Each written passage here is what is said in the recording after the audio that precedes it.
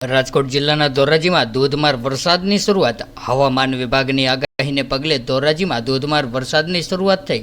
ધોરાજી શહેરમાં છેલ્લા ઘણા સમયથી વરસાદ વિરામ હતો, ત્યારે ગરમી અને બફારાથી લોકો ત્રાહિમામ પોકારી ઉઠ્યા હતા. ત્યારે આજ રોજ બીજા દિવસે પણ વરસાદ પડતા રોડ ઉપર પાણી ફરી વળ્યા હતા.